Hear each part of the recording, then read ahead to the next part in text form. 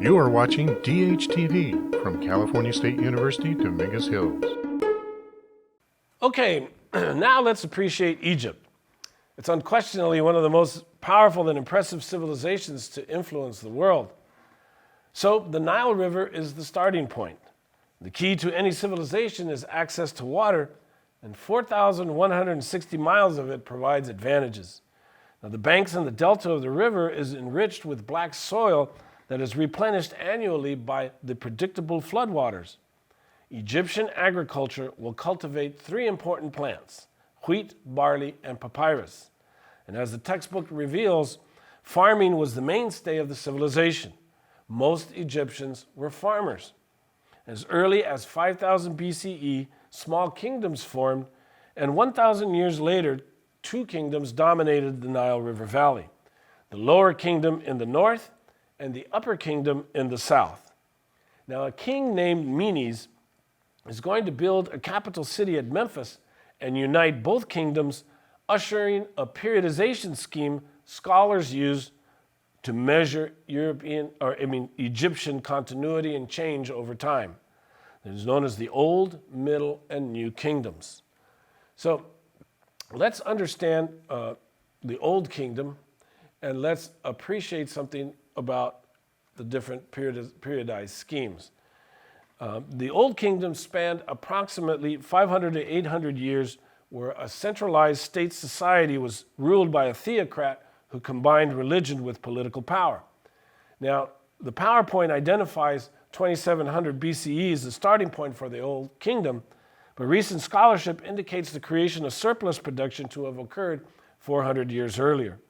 Nonetheless, in this era, the emphasis was on large public works, which were perfected as laborers and farmers loyally contributed to the leadership by constructing monumental architecture. The step pyramid at Saqqara and the pyramids at Giza placed the king in the land of the living for eternity. Now, I ask you at this time to pause this presentation, access the documentary Engineering an Empire, Egypt, Part 1, that is listed first after this presentation. Watch a fascinating interpretation of the engineering feats that were accomplished by King Menes at Memphis, King Djoser on the step pyramid at Saqqara, and the construction of the pyramids of Giza started by King Khufu. Stop the documentary after the segment on Giza and then return to this presentation. So I'll pause right now as you go and watch the documentary. Okay, now that you're back, let's take a look at the Middle Period, or the Middle Kingdom. This was at first characterized by political stability and extensive influence to the south and trade with Middle Eastern societies. However, internal civil wars and upheaval appeared as the conditions of the laboring poor worsened. King Mentuhotep II moved the capital city to Thebes, bringing peace and prosperity. As local nobles disparaged the king's authority, Egypt's ability to defend itself against a nation of people from Syria-Palestine, which invaded and conquered through the use of horse-drawn chariots. The conquest of Lower Egypt by the Hyksos dissolved Egyptian central authority.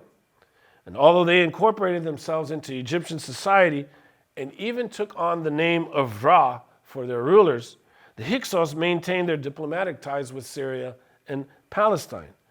Upper Egypt was given a form of independence, and the Nubian kingdom split away, establishing itself as the independent kingdom of Kush. The threat of the Nubians eventually played into the hands of the southern pharaohs, who were able to unite against this threat, and they expelled the Hyksos, giving control to the southern pharaoh Amhos. It was Amhos who ushered in the new kingdom. And from the Hyksos, the Egyptians adopted the use of the battle chariot, which they used to carve out a new kingdom. No longer isolationist, Egypt continued to trade with and conquer old allies and enemies to reach new heights of power. It was under Amhos's leadership that the great house of the king or pharaoh was established. Great leaders emerged during the New Kingdom, where Egypt expanded its empire into the Middle East. It was in this time period where pharaohs adopted the view that they were representatives of God on earth. Now, at the end of this presentation, I will ask you to finish viewing part 1 of Engineering an Empire, Egypt, to learn about Hashtaput, Akhenaton, Nefertiti, and Ramses the Great. Now, Egyptian society created an effective social system that was complemented by a rigorous religious outlook. Royal families, nobles, and priests organized society through religious decree. The elite commanded the loyalties of merchants, artisans, scribes, and tax collectors who benefited from their rule. But these classes were dependent on the allegiances of the farmers who made up the majority of the population. And as in any civilization, slavery allowed society to function through service sector maintenance. In the religion, Ra, representing the sun, was the most powerful guiding society, was the most powerful guide to society, and he encouraged war. Osiris represented life and death, and he was accompanied by Isis, his wife, in charge of life and magic, protecting women and children. My t-shirt reflects Ra, the sun. Egyptians introduced the world to the belief in the afterlife.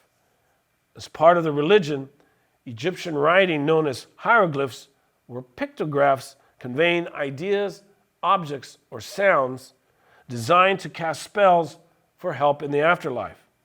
Now, central to the belief in the afterlife was the preparation of the body, the house of the soul. So mummification was necessary to protect the house of the soul.